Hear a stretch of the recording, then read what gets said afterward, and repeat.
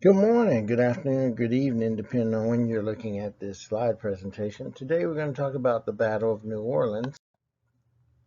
But first, we got to do our questions. From CNN 10, what is tracking you? Something that a lot of you have. And what did the British burn?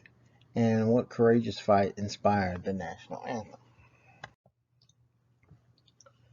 So, New Orleans. Jackson arrives in New Orleans on December 1st, 1814. Now, you remember we had a downer yesterday because Washington was burned to the ground, and Fort McHenry was holding out. But Jackson arrives in New Orleans December 1st, 1814, and he finds that he's got about 1,000 raw recruits. He brings some American troops with him, and he also brings some of his Tennessee volunteers.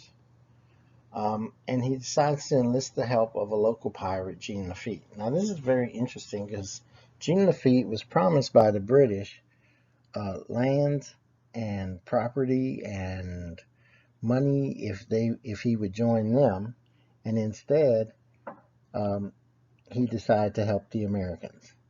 Now, Lafitte does have a condition, and that condition is that he wants to be pardoned of all crimes.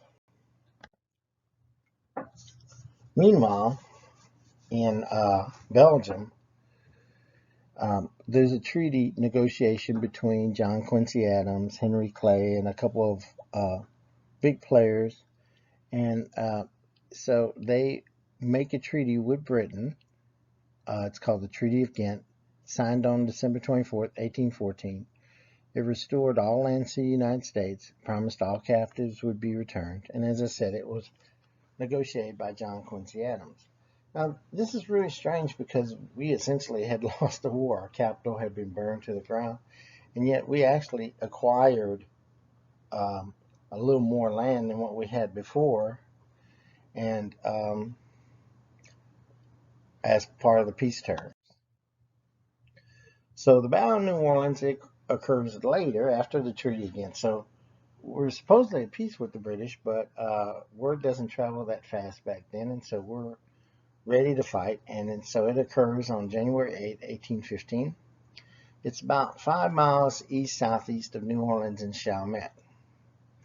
And the British have about 8,000 troops. Now, the thing about Lafitte's men is they were expert cannon firers. They were expert gunners. And so they could hear the British coming from a long way off because, you know, the British had the drums and the flutes and all that. So they could hear them coming from a long way off. And so they could actually aim their cannons according to where that was at.